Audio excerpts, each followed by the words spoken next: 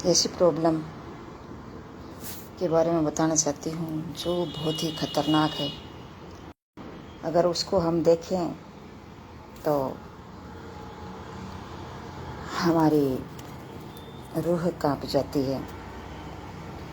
ऐसी प्रॉब्लम जो मुझे भी है और मेरे को भी ये हो चुकी है, जिसका मैंने काफ़ी इलाज कर लिया है।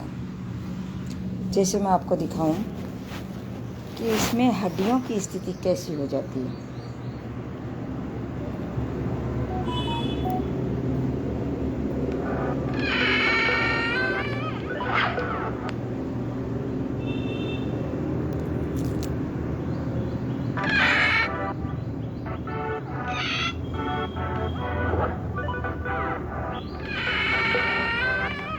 इसके अंदर हड्डियों के अंदर जो कार्टिलेज है, उस कार्टिलेज के को घस चुका है और इसके अंदर यूरिक एसिड जमा हुआ है। यहाँ कोलेस्ट्रॉल जमा हुआ है, चारों तरफ दाने से दिखाई दे रहे हैं आपको। इस प्रकार की जॉइंट्स की स्थिति हो जाती है और जॉइंट्स में बहुत भयंकर पेन होता है और वहाँ रगड़ पैदा हो जाती है। जिस प्रकार से चोंच में बोल रही है, इस प्रकार से हड्डियाँ बोलने शुरू हो जाती हैं। तो ये मुझे है रूमेटॉइड आर्थराइटिस, और बाकी आर्थराइटिस 3 प्रकार की होती है। एक तो गाउट आर्थराइटिस, एक रूमेटॉइड आर्थराइटिस, एक ऑस्टियो आर्थराइटिस। तो ऑस्टियो आर्थराइटिस सब वो तो क्या होता है कि जैसे 40 वर्ष के बाद में, जैसे मतलब जब जब उम्र बढ़ती है उसके अनुसार होती है। और रूमेटॉइड आर्थराइटिस का मतलब जब जब मैंने कोई वीडियो देखा है तो सभी बता रहे हैं कि मतलब ये आनुवंशिक होती है, लेकिन मेरे तो कोई परिवार में कोई गठिया का कोई पेशेंट नहीं है, ताकि मतलब मेरे कैसे आ गई ये चीज़। और गाउट आर्थराइटिस है, उसमें जैसे मैं आपको ये दिखाया है वीडियो, इसमें क्या है कि मतलब यूरिक एसिड जम जाता है, जिससे जॉइंट हैं वो जाम हो जाते हैं, कार्टिलेज घिस जाता है और साइनोवियल जो द्रव्य है वो ख़त्म हो जाता है। तो ये चीज़ हमें देखने को मिलती है। वैसे देखें तो हमारी अनियमित दिनचर्या है, ये भी एक इसका कारण होता है। और अगर हमारी किसी चीज़ से एलर्जी है तो वो भी एक कारण हो सकता है। और भी जैसे हमारा खान पान है, वो भी एक तला हुआ भुना हुआ पदार्थ हम खाते हैं, वो भी हमारा एक कारण हो सकता है। और भी बहुत सारे ऐसे कारण हैं, जैसे मोटापा भी हो सकता है, डायबिटीज़ भी हो सकता है, और भी जैसे ओबेसिटी भी हो सकती है, ये जैसे मोटापा ही बोलते हैं उसे। और भी जैसे जैसे जुकाम बुखार है, ये भी एक कारण हो सकता है। धीरे धीरे बढ़ती जुकाम बुखार से भी हो सकता है। एनी टाइम मतलब हमारे जैसे हमारी पाचन क्रिया सही नहीं है, हमारा सहज निष्कासन क्रिया सही नहीं है, तो इससे भी ये हो सकता है। अगर कब्ज रहती है तो इस कब्ज से भी हमारे ये आर्थराइटिस हो सकता है। और इस आर्थराइटिस को जैसे ऑटो इम्यून सिस्टम मतलब ऑटो इम्यून डिजीज़ कहा जाता है, क्योंकि मतलब इसमें क्या होता है कि ये जैसे ऑटो इम्यून डिजीज़ का मतलब इसमें ये होता है कि कोई भी बीमारी है जिसमें मतलब सेल्स हैं। जैसे WBC क्या होता है कि हमारे शरीर में रोग प्रतिरोधक क्षमता बढ़ाने का काम करती है। अगर जब ये WBC ही अपनी सेल्स को जब खाना शुरू कर देती हैं तो इसे ऑटो इम्यून सिस्टम कहते हैं, ऑटो इम्यून डिजीज ये कहते हैं। तो ये हमें देखने को मिलता है। तो इसमें क्या होता है कि जैसे मतलब इस प्रकार के जैसे मैंने कारण आपको ये बताया है, ये मुख्यतः जोड़ों की समस्या होती है। इस जोड़ों में देखने को मिलता है, क्योंकि संधियाँ होती हैं जहाँ भी हमारे जॉइंट्स होते हैं, उस जॉइंट्स में ये चीज़ें देखने को मिलती है। और इसमें कार्टिलेज के बारे में जैसे मैंने आपको बताया, साइनोवियल के बारे में ये मैंने बताया। इसमें क्या है कि शरीर में जो जॉइंट है, पूरे जॉइंट्स हैं, इसमें सूजन आ जाती है। और इसमें क्या है कि जैसे धीरे धीरे इसमें बुखार भी रहना शुरू हो जाती है। फिर धीरे धीरे क्या होता है कि आंव बनना शुरू हो जाती है, आंतों में प्रॉब्लम हो जाती है, किडनी में प्रॉब्लम हो जाती है। ये सब प्रकार की प्रॉब्लम मैंने मेरे ऊपर मतलब मैंने देखी है। और धीरे धीरे पूरे जॉइंट जाम हो जाते हैं और पूरा शरीर है जो फूल जाता है और पूरा शरीर पेन करना शुरू कर देता है। इतना खतरनाक पेन करता है तो आदमी को जीना आराम हो जाता है। रोना आता है लेकिन उसके पास कोई इलाज नहीं होता, खड़ा रहना भी मुश्किल हो जाता है, टॉयलेट और लेटरिन जाना भी खड़े खड़े करना पड़ता है। ये बहुत जोर की स्थिति इतनी आ सकती है व्यक्ति में। तो कहने का मतलब ये है कि ये बहुत ही ज़्यादा खतरनाक होता है, और जब ये हमारे जॉइंट्स रगड़ खाना शुरू कर देते हैं तो और ही ज़्यादा समस्या पैदा हो जाती है। जैसे हमारे शरीर में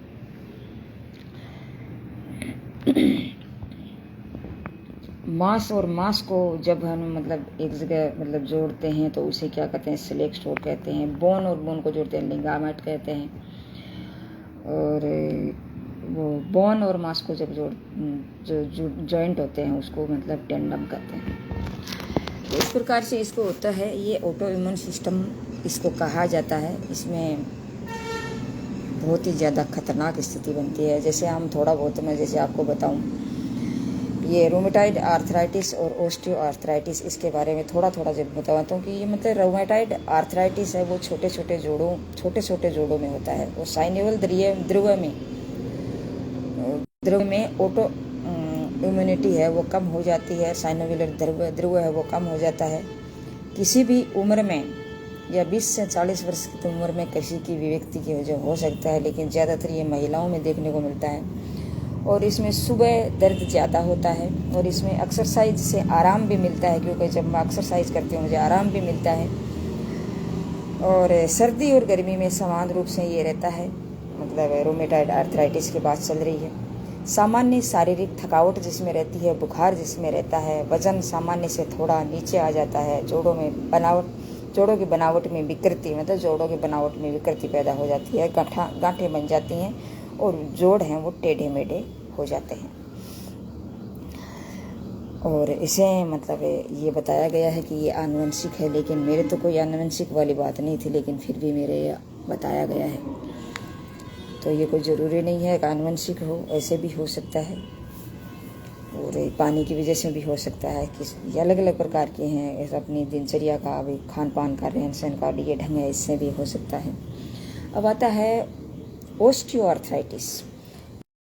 ये जोड़ों होता है, पेड़ जोड़ों में, जैसे ये घुटनों में ज़्यादा देखने को मिलता है, कार्टिलेज में फ्रैक्चर के कारण होता है।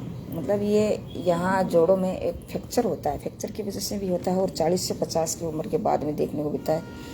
ये पुरुष और महिला दोनों में देखने को मिलता है। शाम को इसमें ज़्यादा दर्द होता है। शारीरिक श्रम के कारण ये दर्द बढ़ता है। मतलब ये इसमें शारीरिक श्रम और व्यायाम करते हैं, और रोमेटाइड में तो आराम मिलता है, लेकिन इसमें शारीरिक श्रम करते हैं, ओस्टियोआर्थराइटिस में शारीरिक श्रम करते हैं तो मतलब उसमें पेन होता है। सर्दी में अधिक होता है। जोड़ विशेष रूप से जोड़ों में दर्द होता है, ज्वर नहीं होता इसमें। वजन सामान्य से ऊपर उठ जाता है, मतलब वजन बढ़ता है। विकृति इसमें नहीं आती है। थोड़ा बहुत जरूर मतलब चलने में दिक्कत होती है, घुटने थोड़े थोड़े आगे से मुड़ जाते हैं, लेकिन ज़्यादा विकृति उसमें नहीं आती, और इसे भी आनुवंशिक भी माना जाता है। तो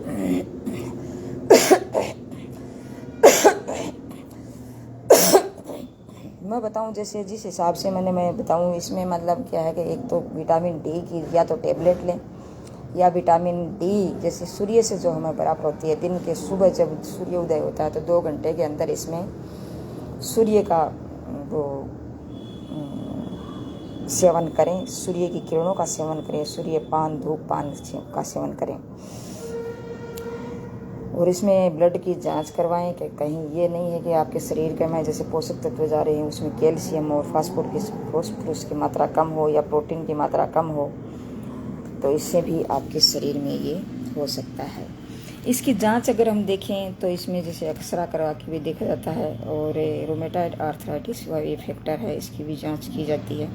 मतलब ये अपना आर ए फैक्टर कितना है, इसकी जांच की जाती है। इसमें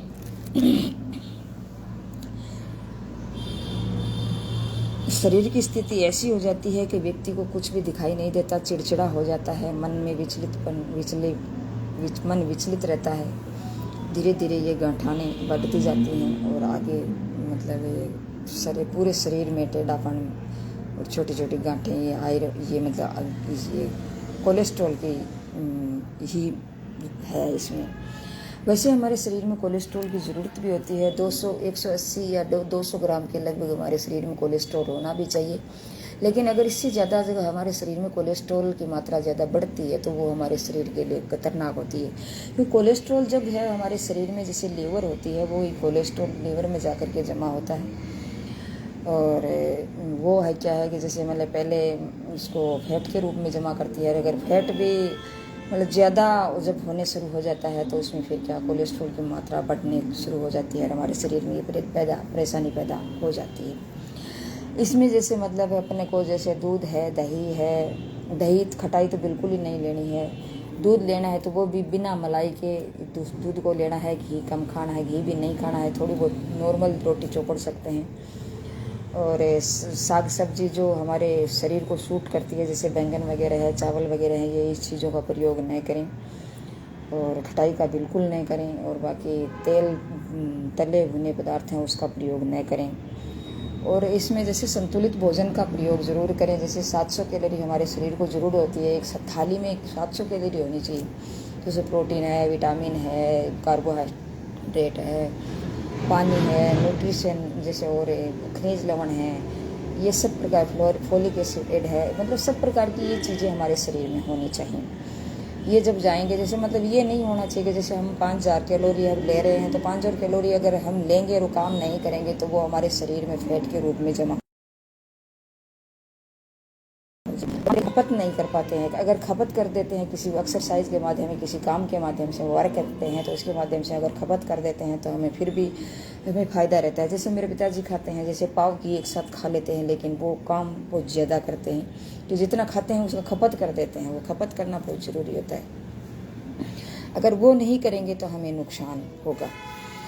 तो इस प्रकार से हमें इन चीज़ों का प्रयोग करना चाहिए। और जैसे मतलब आर्थराइटिस है, आर्थराइटिस में जैसे पहले मतलब आदमी की प्राथमिक अवस्था में इतना ज़्यादा दर्द नहीं होता, लेकिन जब वो फोर्थ अवस्था में जब पहुंच जाता है उसमें खतरनाक दर्द होना शुरू हो जाता है। तो आदमी जैसे योगासन नहीं कर सकता, जॉइंट हिला ही नहीं सकता, कुछ भी नहीं कर सकता, चलना फिरना है तो उससे वो सूजन आ जाती है, चलने वो करने से सूजन आ जाती है। तो इस प्रकार से मैंने भी देखी है। मैं बहुत ही ज़्यादा मतलब ये प्रयोग किया। जैसे जड़ी बूटियों का प्रयोग किया। जब मुझे जड़ी बूटी खोदने के लिए खड्डा करती थी, उस खड्डे को खोदने से भी मेरे हाथों में सूजन आ जाती थी। तो रोज रात दिन सूजन हो जाती थी, थोड़ा सा काम करते सूजन आ जाती थी। स्थिति बहुत ख़राब रहती थी। खाने में क्या खाऊँ, मैं कुछ भी नहीं खाती थी, सिर्फ थोड़ा सा नॉर्मल पानी डाल करके दूध और रोटी लेती थी। मिर्च भी मेरे सेट नहीं होती थी। इस प्रकार की प्रॉब्लम मेरे देखने को मिलती थी। तो इसमें ज़्यादा से ज़्यादा क्या करें, मतलब इसमें हम जैसे देखें अन्नमय कोश, जैसे हमारे अन्नमय कोश में मतलब क्या होता है कि आसन और प्राणायाम और हमारा भोजन है वो अच्छा होना चाहिए, कि जिससे हमारे शरीर में पोषक तत्व मिलेंगे तो हमारा शरीर धीरे धीरे सुडौल होगा। जिसमें हम ओमेगा 3 वाले जो चीज़ें हैं उसका प्रयोग ज़्यादा करें। प्रोटीन युक्त भोजन का प्रयोग करें, कैल्शियम युक्त भोजन का प्रयोग करें। फैट वाला भोजन का प्रयोग न करें। ऐसे पदार्थों का भोजन न करें जिससे हमारे शरीर में वसा का जम जाए। और सूक्ष्म आसनों में जैसे देखें तो शीतलीकरण का आसन है वो करें। जकड़न पैदा न हो ऐसे आसन करें। सूक्ष्म क्रियाएं करें, सूक्ष्म छोटी छोटी क्रियाएं करें जिससे सूजन और दर्द न हो और मांसपेशियों को मजबूती मिले और जोड़ों में विकृति न हो आने पर। मतलब ये संतुलन उसमें बनाए रखें। मतलब सूक्ष्म क्रियाओं के माध्यम से करें, या पहले शुरुआत में जब सूक्ष्म क्रियाएं नहीं हो रही हैं तो आपको प्राणायाम का सहारा लेना पड़ेगा। अनुलोम विलोम करें, सबसे ज़्यादा अनुलोम विलोम करें। और फिर उसके बाद में आप कपालभाति करें। और फिर भ्रामरी है, भस्त्रिका है, उद्गीत है, जैसे ओम चैंटिंग है, इस प्रकार का आप करें। शवासन करें और कुर्सी पर बैठ के कर सकते हैं। और जैसे नीचे बैठा जाता है तो नीचे बैठ के कर सकते हैं, बेड पर भी कर सकते हैं। इस प्रकार से आप करते करते धीरे धीरे इसका प्रयोग करें। अपनी इम्यूनिटी सिस्टम को बढ़ाएं, सबसे बात यही है। और अपने तनाव को कम करें और शारीरिक क्षमता है उसको बढ़ाएं। अपना शरीर का विकास करें, धीरे धीरे उसका विकास करें। विकास करने का मतलब यही है संतुलित भोजन का लेना। ये नहीं है कि मतलब 5000 कैलोरी ले ली, जैसे प्रोटीन है, प्रोटीन हमने प्राप्त कर ली और 5000 ले ली तो वो पचने में बहुत ही खतरनाक हो जाती है। क्योंकि प्रोटीन को आज जैसे पाचन तंत्र में मैंने आपको बताया था वीडियो करके वीडियो डाला था कि उसमें मतलब प्रोटीन को पचाना बहुत ही खतरनाक होता है। प्रोटीन हमारे शरीर में पाचन तंत्र में 3 जगह पचती है, तो इसको बचाना बहुत मुश्किल होता है। तो कम से कम मात्रा में इसे लेने का प्रयास करें, लेकिन जितनी आवश्यकता है उतना ज़रूर लेने का प्रयास करें। आसनों में जैसे ताड़ासन कर सकते हैं, लेकिन ताड़ासन करेंगे जैसे मतलब घुटनों में अगर दर्द है तो पैरों को ऊपर न उठाएं। वृक्षासन, गरुड़ासन देते हैं तो मतलब इसको भी न दें। गरुड़ासन और ये मतलब वृक्षासन है, इसका प्रयोग भी ज़्यादातर न करवाएं। इसमें ज़्यादातर क्या करें, कुंजन क्रिया करें, कपालभाति करें, जलनेति करें, धोती क्रिया भी कर सकते हैं। और लघु शंख प्रक्षालन धीरे धीरे जब कम ठीक होने शुरू हो जाता है, लघु शंख प्रक्षालन का प्रयोग करें। लघु शंख इसमें मेन यही होता है कि हमारे शरीर के अंदर जो यूरिक एसिड जमा है, तो जो विजातीय द्रव्य जो जमे हैं, उस विजातीय द्रव्यों को बाहर निकालने की आवश्यकता होती है। और न कि लक्षणों पे ये कोई बीमारी है काम करती है, लक्षणों पे कोई बीमारी काम नहीं करती है, लेकिन विजातीय द्रव्य जब हमारे शरीर में होता है तो उसे हमें बाहर निकालना होता है। मैंने इसमें यही होता है। और सकारात्मक सोच रखें और स्वीकार मतलब अपने आप की जो बीमारी है इसको स्वीकारें, और डॉक्टर की जो दवाई देते हैं या जो भी दवाई लेते हैं इसमें विश्वास करें, और ये मेडिसिन में विश्वास करें। सकारात्मक सोच रखेंगे और काउंसलिंग, विशेष तौर से काउंसलिंग लेते रहें, ताकि क्या है कि आप डिमोरलाइज न हों, इस प्रकार का काम। और निष्काम कर्म करें। निष्काम कर्म करेंगे तो हमारे शरीर में क्या है कि मतलब किसी प्रकार का तनाव पैदा नहीं होगा, न तो कोई दुख होगा न कोई सुख होगा। निष्काम कर्म करते जाएंगे, जैसे जिस प्रकार से सांख्य योग में बताया गया है, भगवान श्री कृष्ण ने बताया है कि निष्काम कर्म करते रहना चाहिए, जिससे हमें किसी प्रकार का परेशानी नहीं होती है, न दुख होता है। उसी प्रकार से जैसे मतलब जय और पराजय, दुख और सुख है, इसी में किसी प्रकार का हम न दुख में हम डिमोरलाइज हों और न खुशी में हम इतराएं। इस प्रकार की भावना रखते हुए हम जब काम करेंगे तो हम जैसे विशेष तौर से हमें इस चीज़ को, इस बीमारी से निजात पा पाएंगे। और अगर नहीं करेंगे तो हम ऐसे ही विचलित रहेंगे। सब दुनिया है जो मरती करती जा रही है। आज ये भी मुझे देखने को मिल रहा है कि जैसे मेरी मम्मी के भी जो प्रॉब्लम हुई थी, आँख में प्रॉब्लम हुई थी, बहुत ख़तरनाक हुई थी। इसी प्रकार की आँख की प्रॉब्लम मेरे भी थी, लेकिन जब मैं क्या है कि जल्दी सी चेत गई और मैं अपनी आँख को बाहर निकाल के जैसे भी करके वो कर लिया, लेकिन उसकी बेचारी की स्थिति ऐसी नहीं थी। और पहले 12 महीने पहले वो अगर चेत जाती, अगर मैंने बताया जिस टाइम अगर एडमिट हो जाती तो थोड़ा बोल लेती, थोड़ा आसन वगैरह करती, लेकिन कहाँ से करती, रोड डली हुई थी पैर में, तो कैसे करती बेचारी। लेकिन बहुत ही दुख हो रहा है, बार बार मैं ये सोच रही हूँ मन में, लेकिन फील हो रहा है क्योंकि माँ तो माँ ही होती है। जब इस दुनिया से चली जाती है तो दुख सभी को होता है, और मुझे भी बहुत दुख है। और इसीलिए मैं ये वीडियो डालती हूँ कि मैं किसी से, मेरा क्या है कि ये किसी का भला हो जाए। और वैसे देखें तो भले का ज़माना भी नहीं है।